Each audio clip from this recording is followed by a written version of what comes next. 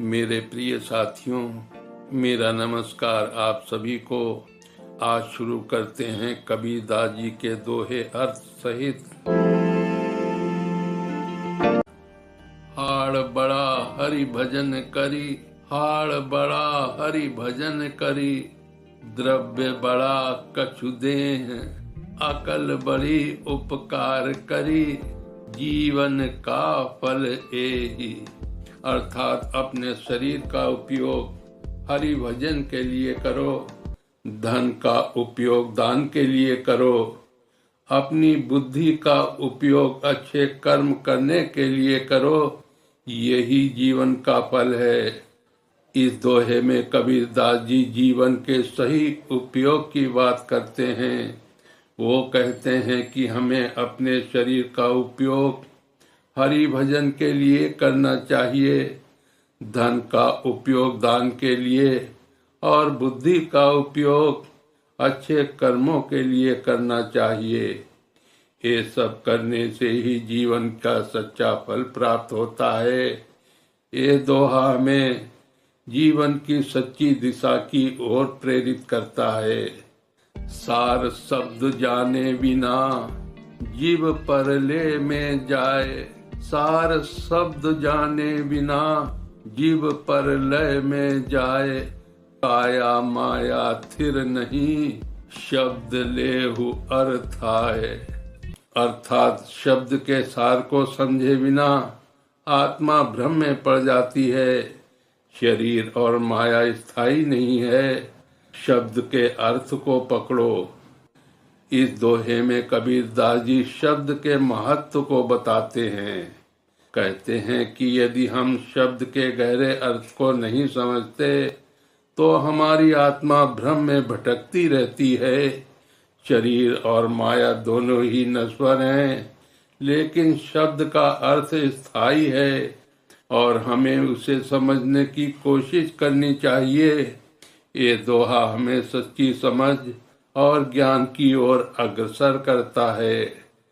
यही बड़ाई शब्द की जैसे चुम्बक भाए, यही बड़ाई शब्द की जैसे चुम्बक भाए, बिना शब्द नहीं उबरे, केता करे उपाय। अर्थात शब्द की यही महानता है जैसे चुंबक की आकर्षण शक्ति। शब्द के बिना कोई भी उपाय करने पर भी उद्धार नहीं हो सकता।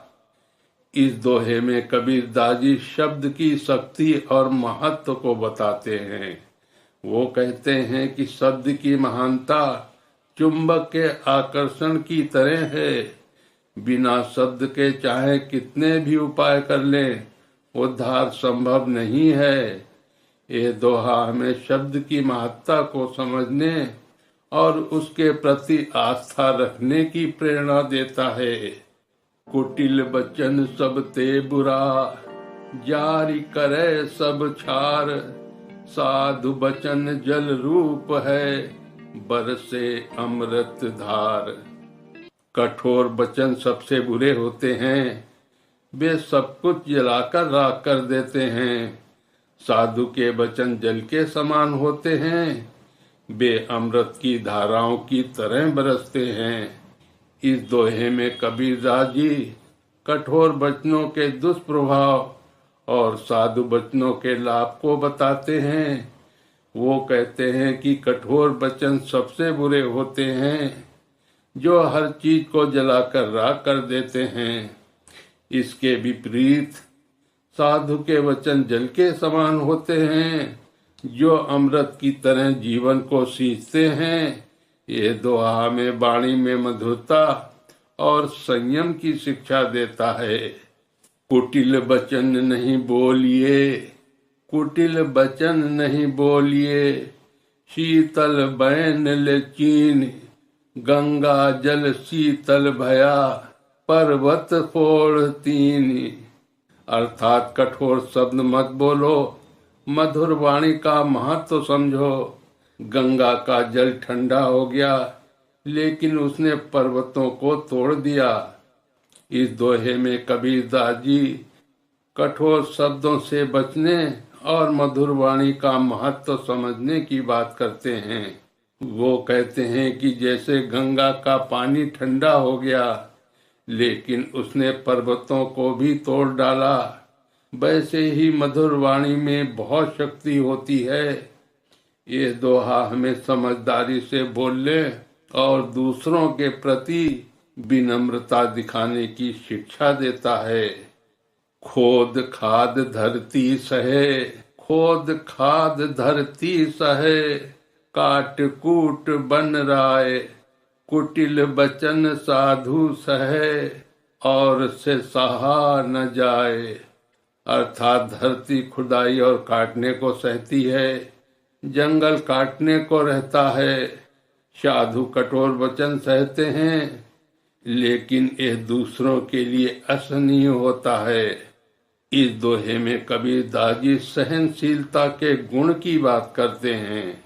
वो कहते हैं कि जैसे धरती खुदाई और जंगल काटने को सहन करते हैं, वैसे ही साधु कठोर वचनों को सहते हैं, लेकिन एक कठोर वचन सामान्य लोगों के लिए असहनीय हो सकते हैं।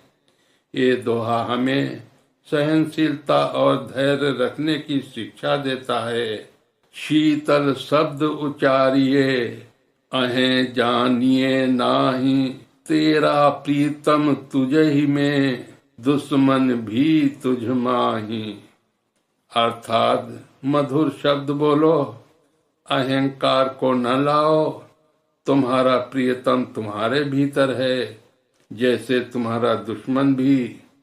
इस दोहे में कबीरदास जी मधुर वाणी और अहंकार को त्यागने की बात करते हैं। वो कहते हैं कि हमेशा शीतल और मधुर शब्दों का उपयोग करना चाहिए और अहंकार को दूर रखना चाहिए।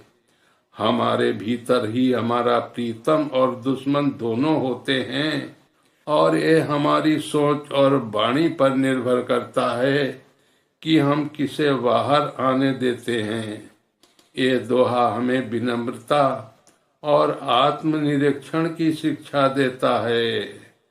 मेरे प्रिय साथियों, आज कबीरदास जी के दोहे यहीं पर समाप्त करता हूँ। आगे कबीरदास जी के दोहे अर्थ सहित सुनने के लिए हमारी वीडियो कबीरदास जी के दोहे अर्थ सहित भाग 13 में सुने। जय श्री कृष्णा। राधे राधे।